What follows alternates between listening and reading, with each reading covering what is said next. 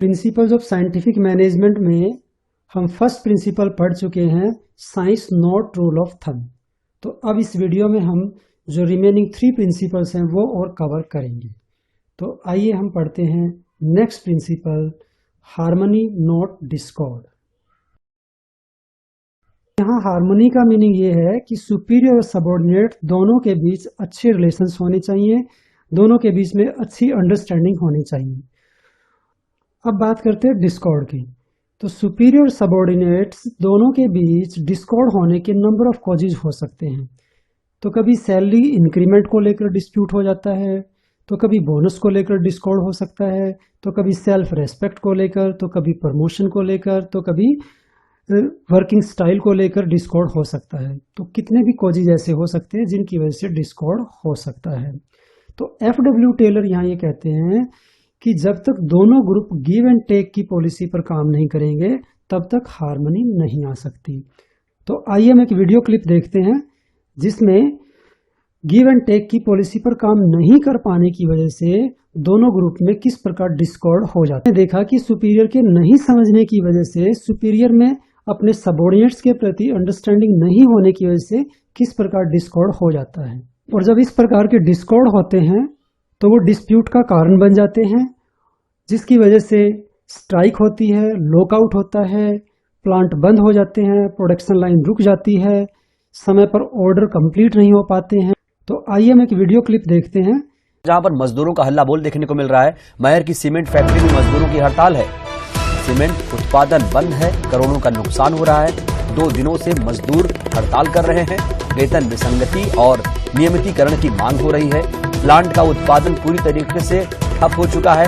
आक्रोशित प्रदर्शनकारियों ने 2 दिनों से मालगाड़ी भी रोक दी है। रेलवे ने फैक्ट्री से अपने रेल रैक वैगन लौटाने की मांग कर दी है। पुलिस बल के साथ फैक्ट्री पहुंच चुका है। तो अभी आपने देखा कि किस प्रकार स्ट्राइक होने की वजह से प्रोडक्शन लाइन रुक जाती है, पूरा वर्क एनवायरनमेंट खत्म हो जाता है, जिसकी वजह से पूरे ऑर्गेनाइजेशन को सफर करना पड़ता है। According to this principle, those who work together in an organisation must work in harmony, that is with mutual give and take and proper understanding. तो जहां पर कुछ लोग मिलकर काम करते हैं कॉमन ऑब्जेक्टिव के लिए, तो वहां जब तक म्यूचुअल अंडरस्टैंडिंग नहीं बन पाएगी तब तक हम अपने बेस्ट आउटकम्स नहीं निकाल सकते हैं। तो जनरली होता क्या है कि प्रत्येक ऑर्गेनाइजेशन में 2 ग्रुप बन जाते हैं, एक सुपीरियर का ग्रुप और दूसरा सबऑर्डिनेट्स का ग्रुप, और वो दोनों एक दूसरे के प्रति राइवलरी बिहेवियर करते हैं। जबकि दोनों कॉमन ऑब्जेक्टिव के लिए काम कर रहे हैं तो उनका बिहेवियर एक दूसरे के प्रति गिव एंड टेक का होना चाहिए, एक दूसरे में प्रॉपर अंडरस्टैंडिंग होनी चाहिए। अब यहाँ पर सुपीरियर तो ये सोचते हैं कि वर्कर को जितना भी पे किया जा रहा है वो भी ज़्यादा पे किया जा रहा है, इनको जितना हो सके उतना कम पे करें हम तो ही ये काम करने को तैयार होंगे। तो इस तरह की नेगेटिव सोच रखते हैं। और दूसरी तरफ वर्कर्स ये समझते हैं कि हमें बहुत कम सैलरी पे की जा रही है जबकि कंपनी बहुत ज़्यादा प्रॉफिट अर्न कर रही है, तो हमारा एक्सप्लॉयटेशन हो रहा है। तो यहाँ वर्कर्स को ये समझना पड़ेगा कि जितनी पेइंग कैपेसिटी कंपनी की है उतना कंपनी पे कर रही है। जैसे जैसे ऑर्गेनाइजेशन की ग्रोथ होगी तो वैसे वैसे कंपनी उनके रेम्युनरेशन को भी बढ़ा देगी। दूसरी ओर मैनेजमेंट को ये बात समझनी होगी कि वर्कर्स को एटलीस्ट इतना तो जरूर पे करे जिससे कि वो अपना लिविंग स्टैंडर्ड मेंटेन कर सके और अपनी बेसिक नीड्स को पूरा कर सके। तो यहाँ टेलर ये कहते हैं कि दोनों ग्रुप्स के बीच में अंडरस्टैंडिंग तभी बन पाएगी जब दोनों में मेंटल रेवोल्यूशन होगा, यानी दोनों अपने अपने एटीट्यूड को पूरी तरह से चेंज करेंगे। एक दूसरे के प्रति उनका आउटलुक जब पूरी तरह से चेंज हो जाएगा तभी उनके बीच में अच्छी अंडरस्टैंडिंग बन पाएगी, तभी वो एक दूसरे के प्रति अच्छी सोच डेवलप कर पाएंगे। और ऐसा अगर हुआ तो धीरे धीरे डिस्कॉर्ड खत्म हो जाएंगे और हम अपने ऑब्जेक्टिव्स की ओर बढ़ना शुरू कर देंगे। और जैसे जैसे हम ऑब्जेक्टिव अचीव करते जाएंगे तो इंडिविजुअल ऑब्जेक्टिव दोनों ग्रुप के ऑटोमेटिकली अचीव होते जाएंगे। कंपनी की ग्रोथ होगी, प्रॉफिट्स बढ़ेंगे, तो मैनेजमेंट का ऑब्जेक्टिव भी अचीव होगा। और प्रॉफिट के बढ़ने से अगर वर्कर्स के रेम्युनरेशन को भी बढ़ा दिया जाता है तो उनके भी ऑब्जेक्टिव को अचीव किया जा सकता है। तो इस प्रकार दोनों ग्रुप को हार्मनी लाकर काम करना होगा और डिस्कॉर्ड को पूरी तरह से खत्म करना होगा। तो नेक्स्ट हमारा प्रिंसिपल है कोऑपरेशन नॉट इंडिविजुअलिज्म। तो इसको हम हार्मनी नोड डिस्कॉर्ड का ही एक्सटेंशन मानते हैं, क्योंकि अगर कॉपरेशन किसी तरह से भी आ जाता है सुपीरियर सबऑर्डिनेट के बीच में तो डिस्कॉर्ड तो अपने आप ही खत्म हो जाएंगे। तो कॉपरेशन तब आएगा जब इंडिविजुअलिज्म खत्म होगा, यानी सुपीरियर जब सभी डिसीजन अकेले लेने की बजाय अगर अपने सबऑर्डिनेट को डिसीजन मेकिंग में इन्वॉल्व करने लगेंगे तो कॉपरेशन अपने आप आ जाएगा। तो यही होता है जब हम अपने सबऑर्डिनेट्स की इन्वॉल्वमेंट के साथ डिसीजन लेते हैं तो वो डिसीजन को एक्सेप्ट कर लेते हैं। तो यहाँ FW टेलर एक बात पर और स्ट्रेस डाल रहे हैं कि जब भी आप अपने सबऑर्डिनेट्स के लिए कोई स्टैंडर्ड टास्क डिसाइड करते हैं तो उस स्टैंडर्ड को सेट करने से पहले अगर अपने सबऑर्डिनेट्स की इन्वॉल्वमेंट भी उन स्टैंडर्ड्स को डिसाइड करते समय ले ली जाए तो वो उन स्टैंडर्ड्स को अचीव करने के लिए भरकस प्रयास करेंगे और हर हाल में उस स्टैंडर्ड को अचीव किया जा सकेगा। तो उस समय फिर विरोध करने का सवाल ही नहीं उठेगा। तो इस तरह से सुपीरियर और सबऑर्डिनेट के बीच में कोऑपरेशन बढ़ेगा।